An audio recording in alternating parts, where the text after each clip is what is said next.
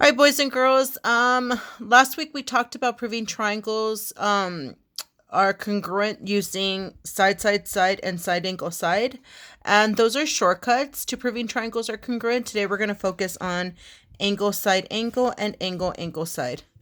Remember that all sides and all angles have to be congruent in order for triangles to be congruent, but now you have a couple of shortcuts. So as long as you have any of these, then you can prove triangles are congruent. So we're going to get started with angle, side, angle first, okay? Okay, the first one I'm going to start off with is ASA, which is angle, side, angle. And here I have two triangles. We have triangle ABC and triangle DEF. Notice they're already marked. According to the picture, we know a couple of things. Angle A is congruent to angle D. Angle C is congruent to angle F. And side AC is congruent to side DF. So again, I can go left to right or right to left. I have angle, side, angle. And I can go counterclockwise or clockwise. Angle, side, angle. Okay? Angle, side, angle, angle, side, angle. It doesn't matter which way I go. It's still angle, side, angle. And there's nothing in between. It's literally angle, side, angle. Angle, side, angle. So I think this is pretty easy to show. So let me show you what a congruency statement would look like.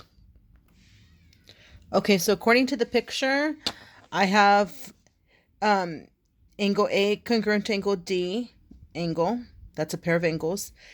AC is congruent to DF, that's a pair of sides, and angle C is congruent to angle F, so that's a pair of angles. So as long as I have that, then I can write my congruency statement. So my congruency statement would be, then I could say triangle ABC is congruent to triangle DF. Okay, remember this is my congruency statement, and it matters how I write it. So order matters, okay? So as long as this happens, then I could say, you know what? These two triangles are congruent to one another. And that's it. Let's do another one. We're going to move on to the next one. Okay, in this next one, we're going to use angle, angle, side congruence postulate. So remember, it has to be this order. It has to be an angle, and a side. Okay, and I have to go in that order. Okay, that's it. So here we go. If I go counterclockwise, I go angle, angle, and then a side. Okay, see, angle, angle, and then a side. Okay, now if I go clockwise, be careful, because if I go this way, it's angle, angle, side. If I go the other way, it should be side, angle, angle. So side, angle, angle. Okay, so side, angle, angle. Okay, so this is what that one would look like. And let me show you what the congruency statement would look like for that. Okay, so I see a little bit of a glare because of the light, but hopefully you can read this and see this. So again, I have my congruency statement. If angle A is congruent to angle D, angle C is congruent to angle F, and side BC is congruent to side EF, then, excuse me, I forgot the N, triangle ABC is congruent to triangle DF. Okay, so that's angle, angle, side. All right, now let's see some examples and see how we would use this. Okay. All right, here are some examples, and I'm going to show you where I got the questions and the pictures from, okay? So they're asking you, is it possible to prove that the triangles are congruent? If so, state the postulate or the theorem you would use and explain your reasoning. All right, so we're going to start with A, so let's look at A. Okay, so here's problem A. Let's take a look at what's given, and then we'll figure out if there's anything else that we know, okay? So I apologize for the glare, but okay. So we have two triangles, okay? I don't care how you name them however you want. You have 3 points. So I could call it triangle EFG and GHJ. Okay, there's two triangles. What we know so far is that side EF is congruent to side HJ. And we also know that angle E is congruent to angle J. That's all that's given. But we should be able to figure out something else. So ask yourself, are there any other sides that you can prove to be congruent? And if you answer yes, give me a reason.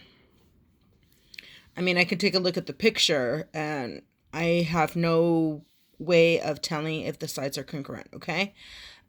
I didn't use a ruler, so you don't want to actually like grab a ruler and say, yes, they kind of look like it. I want to measure them. Okay, no. So you can't prove the sides are congruent. There's no other side you can prove congruent. But we do know something else. See these angles right here? Those are vertical. And what do we know about vertical angles? That they are congruent. So I'm going to put 2 markings there, okay? So now we know that these 2 angles are congruent. By the way, they share this angle. So remember, one of the ways to name an angle when you share the vertex is you have to name it by 3 points. So I could say angle HGJ or JGH, okay? Same over here. You can either call this angle EGF or FGE. All right, so now that we have 3 parts that can be congruent and nothing else can be congruent, then let's figure out what my reason would be, okay? So here we go. We have an angle, then a side. Angle, side, okay? This would not be SSS because you would have to use all 3 sides. This would not be side, angle, side because you would have to have 2 sides. This would not be angle, side, angle because then it would have to be angle, side, and immediately the angle. So the only one we can do here is angle, side, angle. Now let's see what the congruency statement would look like. Okay, so this is how I wrote it. The first 2 statements is what's given. Remember, a side was given and a pair of angles were given. We figured out that these angles were congruent because of vertical angles. So my congruency statement looks like this. Sorry, I'm trying to avoid the glare. Triangle EFG is congruent to triangle JHG. And remember, be careful on how you write it because the statement matters. Okay? All right, let's look at another example. Okay, the next one I'm looking at is B. And again, we have 2 triangles. We can call it MPN and QNP. Okay, 2 triangles. Here, they give us very little. Look, the only thing they tell us is a pair of sides are congruent. MP and NQ. But what else do we know? Again, you're going to ask yourself, can you prove any other sides or angles can be congruent? And the answer is yes. This side right here that they share is congruent. So I can mark that congruent. I'm going to mark it in blue because that's something that we can figure out, not that is given. So what would be the reason? Do you remember? Remember, if you pull them apart, they share that side. So what is NP congruent to? It's congruent to itself, NP. So the reason would be reflexive. Now, can you prove that third side is congruent? No.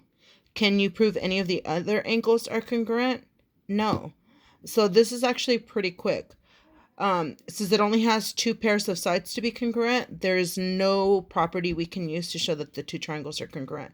So guess what? This triangle, you can't prove to be congruent, so it's not possible. All right, let's look at the last one. All right, here's the last one. The last one has a lot of stuff going on.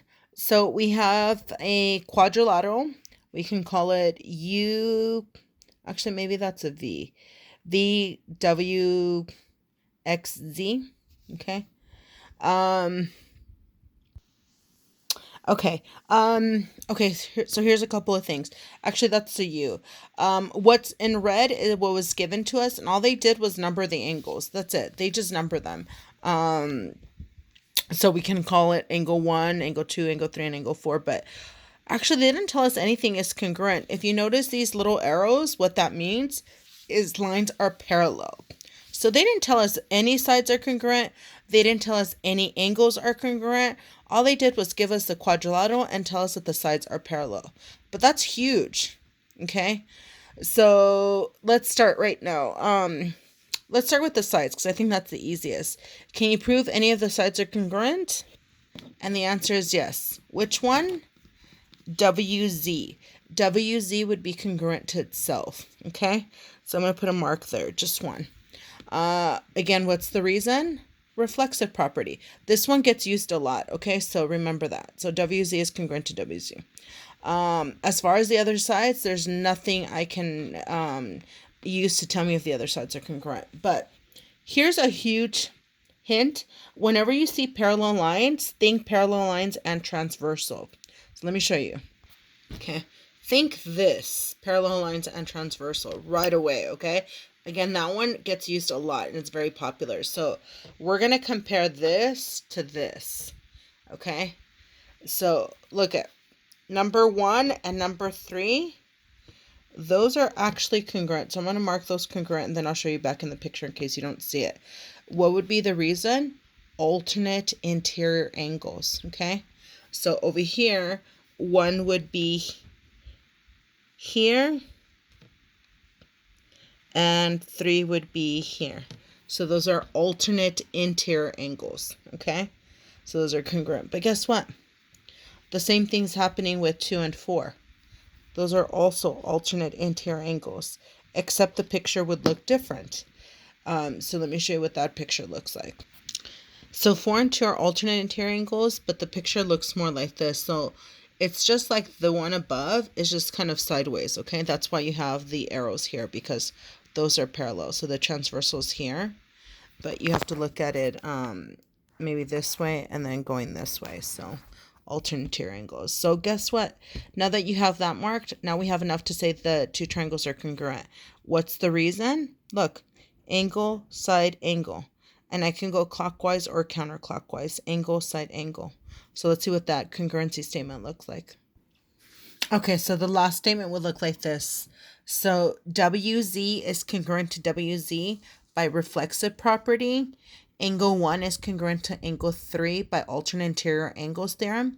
Notice I'm calling them angle 1, 3, 2, and 4 instead of by their letter, because it's just easier. They named them by numbers, so am I. So angle 2 and angle 4, same reason. Alternate interior angles theorem. Okay, I kind of shorten it up. Therefore, I could say triangle UWZ is congruent to triangle XZW by angle, side, angle. All right, so now that I gave you some examples, I'm going to have you guys try a few, okay? Good luck.